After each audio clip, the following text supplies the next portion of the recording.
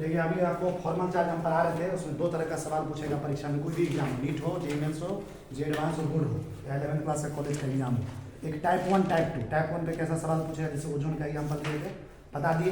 Type 2 में हम 3 तरह का सवाल बता रहे, जिसमें एक सवाल अभी बताया ना, कार्बोनेट है, बताए थे यहाँ पे कार्बोनेट आयन का पहला एग्जाम्पल।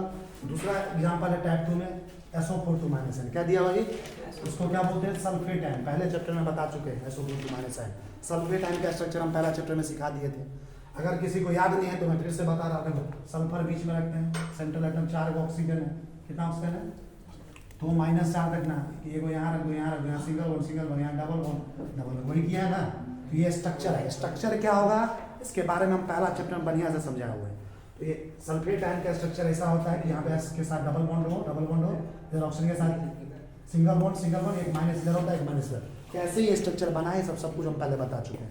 अब हम क्या करना है, फॉर्मल चार्ज नीचे प्रत्येक ऑक्सीजन एटम पे फॉर्मल चार्ज निकालना है। फॉर्मूला बताए थे, प्रत्येक ऑक्सीजन एटम में निकालेंगे, क्या करेंगे, टोटल चार्ज। क्या करेंगे, टोटल चार्ज कितना है, -2, कितना है, -2। अब बट्टा डिवाइड करेंगे ऑक्सीजन की संख्या से, कितना ऑक्सीजन है, 1 2 3 4, 4 से डिवाइड किया, 2 दूना 4, कितना आंसर आ गया, -1। इस पर दूसरा सवाल क्या पूछेगा, एवरेज फॉर्मल चार्ज। देखो या तो बोलेगा एवरेज फॉर्मल चार्ज या सिंपली बोलेगा फॉर्मल चार्ज प्रत्येक एटम पे। अभी हम ऑक्सीजन एटम पे निकाले थे ना, प्रत्येक ऑक्सीजन के अलावा सल्फर भी है, तो प्रत्येक एटम पे एवरेज फॉर्मल चार्ज क्या है या फॉर्मल चार्ज क्या है, तो टोटल चार्ज कितना है, -2 बटा टोटल एटम कितना है, 1 2 3 4 5, कितना आंसर आ गया, -2 बटा 5। समझ में आ गया कि नहीं।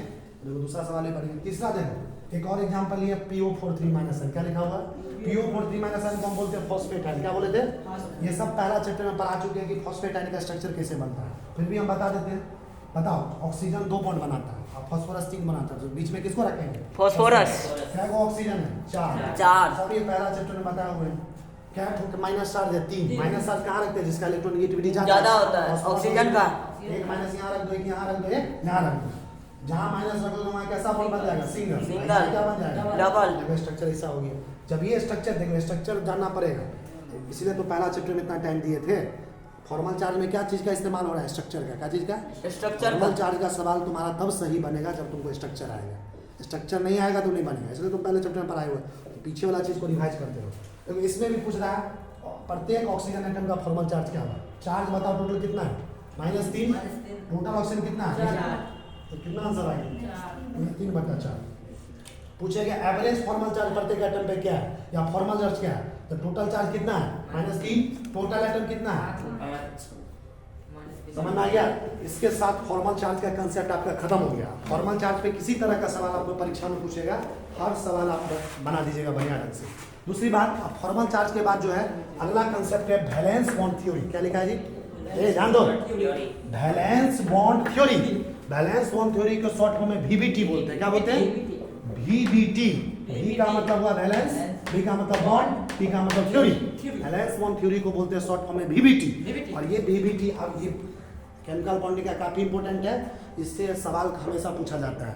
तो देखो ये VBI है, VBI मतलब very very important, very very important है। तो ये वैलेंस बॉन्ड थ्योरी जो है ना, आपको हम नेक्स्ट लेक्चर में पढ़ाएंगे, जब नया लेक्चर लेके आएंगे। तो बहुत ही अच्छा कंसेप्ट है वैलेंस बॉन्ड थ्योरी क्या होता है।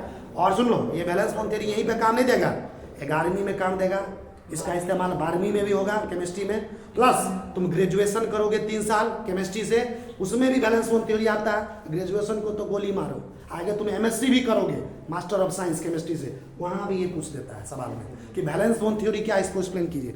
हम खुद इस बार MSc दिए थे एग्जाम केमिस्ट्री से, फर्स्ट सेमेस्टर से नाम से पूछ लिया गया था कि वैलेंस बॉन्ड थ्योरी को एक्सप्लेन कीजिए। जो चीज़ हम 11वीं में पढ़े थे वो चीज़ कहाँ तक काम आ रहा है, MSc तक, आगे 5-6 साल तक। तो ये इसलिए लिखिए VBI क्या है, ये क्या होता है उसके बारे में हम डिस्कस करेंगे। तो कोई भी चीज़ को हल्के में ना ले, 11th-12th में आप जो भी चीज़ पढ़ते हैं उसका इस्तेमाल भविष्य जिंदगी भर होते रहेगा। आगे जहाँ भी साइंस मैथ लेके कुछ भी पढ़िएगा, फिजिक्स केमिस्ट्री बायोलॉजी मैथ, जो भी आप 11वीं 12वीं में पढ़ते हैं उसका इस्तेमाल आगे हमेशा होता रहे, कभी वो काम आ सकता है।